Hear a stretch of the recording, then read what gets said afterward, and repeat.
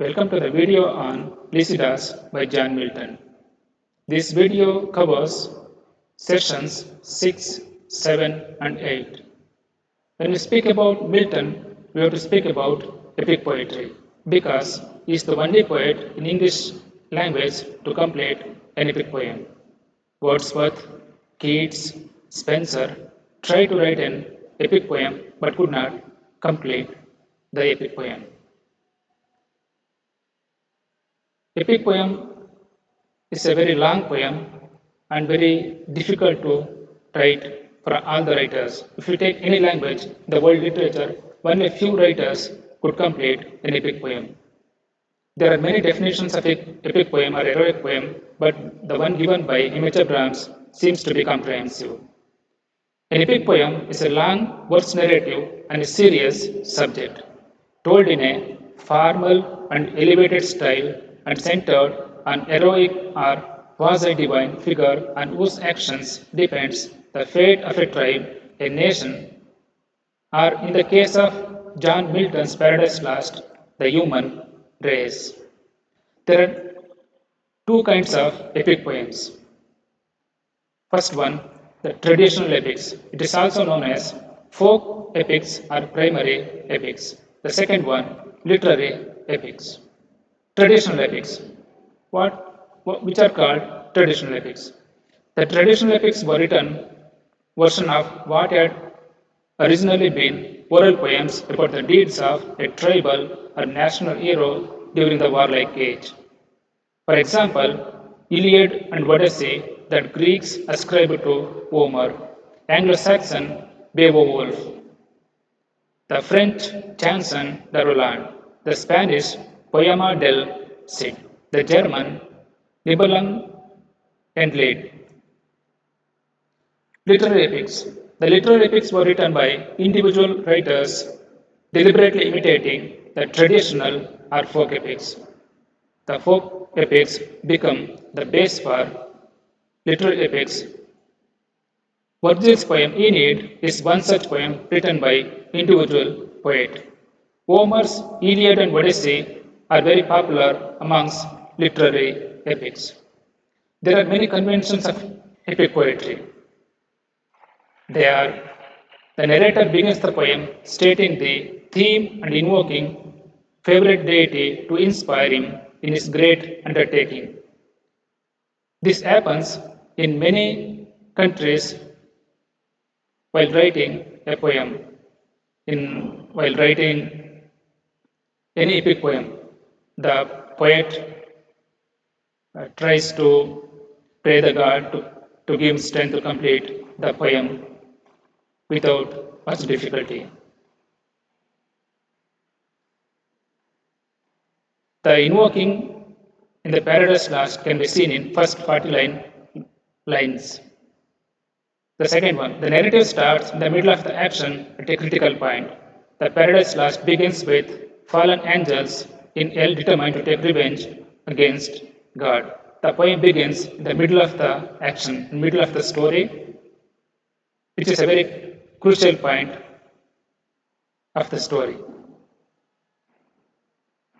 The third convention is there are catalogs of some of the principal characters. These characters given set speeches to reveal their moral attitudes and diverse temperaments. Example, the debate in Pandemonium in the Paradise Lost. In this debate, Satan gives a speech to the angels who followed him to the hell. Fourth convention is figurative language is used in epic poems effectively to give them grand style. As we have discussed earlier, the epic poem written in elevated language and in grand style, and figurative language is used to give the language the grand style. Now, if you come to the Lycidas, Lycidas is a pastoral elegy. It has both the features of pastoral and elegy. These two are different literary terms combined together. Now let us see what is a pastoral. A pastoral is a conventional poem of an urban poet expressing nostalgic feelings of the supposed calmness and simplicity of the shepherds and other folk in an idealized natural setting. In this form of poetry, the poet expresses nostalgic feelings of the good environment in the rural setting and the bad environment in the urban setting. Now, elegy. An elegy is a song of lamentation on the death of someone. It's a song written to console death of somebody. A pastoral elegy takes the element of both and relates them to express the loss. It has features of both pastoral and elegy. Now, this poem Lycidas is the result of happy and bitter experiences of Milton. Lycidas is a product of Milton's bitter experiences and sad memories due to untimely death of Lycidas, a close friend of him at Cambridge. Milton and Lycidas, here Lycidas is Edward King, one of his close friends at Cambridge, spent many happy days in reading and recreative activities at Cambridge, but he is no more now. The happy times and the untimely death made Milton to write this poem. Lycidas is a pastoral elegy. Milton wrote Lycidas in 1638 to mourn the loss of his friend and poet Edward King, a college friend of him who drowned in Irish Sea while returning from Dublin in 1637. Milton also uses it as an allegory to show a hidden meaning, that is to foretell the ruin of corrupted clergy and moral values.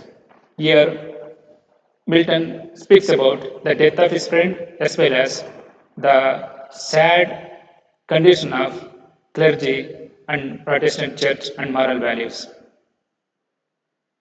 Personification.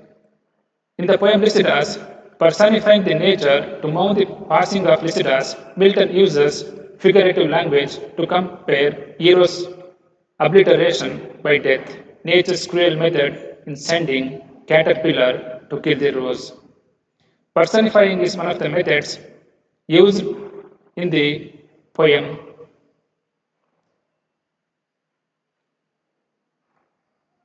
Major themes in Lycidas. There are many themes in the poem Lycidas. The first one, death. The main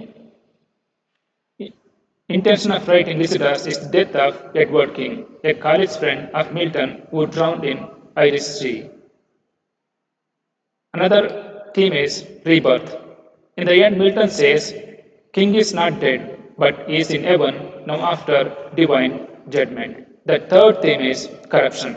Milton addresses Saint Peter, speaks about corruption of clergy in the church. There are many conventions of pastoral elegy. Yes, there are many conventions in epic poetry. The pastoral elegy also has certain conventions. This is with reference to Lycidas. The lyric speaker begins by invoking the muses and goes on to make frequent references to the figures from classical mythology.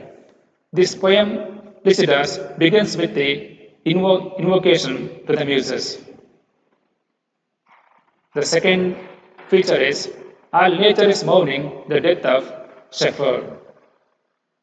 Third one, the mourner charges with negligence of nymphs and other guardians of dead shepherd. The mourner here speaks about the negligence of gods and nymphs for the death of the good shepherd. There is a procession of appropriate mourners. There is also a procession of mourners while taking the body to the crematory. The fifth convention is the poet raises the questions about the justice of fate or else the providence and adverts of the corrupt conditions of his own time. Here the poet seems to be questioning the justice of divine because the corrupt clergy is alive and the good shepherd like Edward King is no more. Sixth one is post-Renaissance elegies often include an elaborate passage in which Appropriate flowers are brought to deck the earth. The seventh one, there is a closing consolation, as death in this world is the entry to the life after death, that is the higher life after the divine judgment. This poem Lycidas can be divided into 6 parts: a prologue, 4 main parts, and an epilogue. In the prologue, the first 24 lines, Milton invokes the muse to give him strength to complete his task of writing poem on the death of his friend. This elegy is the result of death of his friend Edward King, who died in Irish Sea.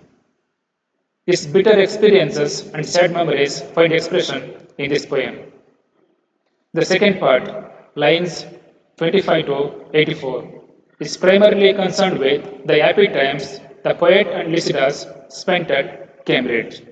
The description is a series of perfectly painted pastoral images. The two friends began their adventure of reading in the morning and it went on late into the night.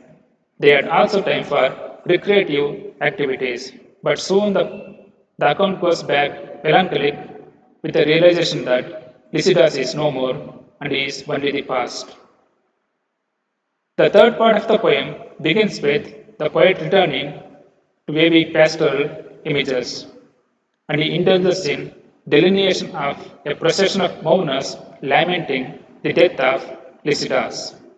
The procession of mourners is led by Triton, the herald of the sea. And the last one to come is the Saint Peter, the pilot of Galilean lake. Milton also gives the reader an image of a burning denunciation of contemporary clergy, which was selfish and corrupt and sad reality of Protestant church in England through Saint Peter. The poet seems to be questioning the divine order and the selfish, corrupt clergy who are alive and the death of good people like Edward King. The fourth part of the poem, lines 132 to 164, is about flowerets of a thousand hues, cast on the arts of Lycidas. It is an escape from the intolerable reality into the lovely world of make believe. This part of the poem speaks about bad condition of clergy in England at that time. In the fifth part of the poem, lines 164 to 184, Milton expresses his strong belief in immortality and life after death in another world. Grief, sorrow, and death are temporary. And though Lycidas is dead, he has arisen from the death after the divine judgment. As Lycidas is in heaven now, one need not weep at the demise of Lycidas. The saints in the heaven will entertain Lycidas with good company and melodious songs. As Lycidas was a good human being, he will be very happy amongst the saints in the heaven. The epilogue of the poem, lines 185 to 193, brings back to the reader the pastoral images again and indirectly refer to the Greek pastoral poets. The conclusion of the poem points to the new determination of the poet to face life hopefully and rise up to the greater poetic achievements in future.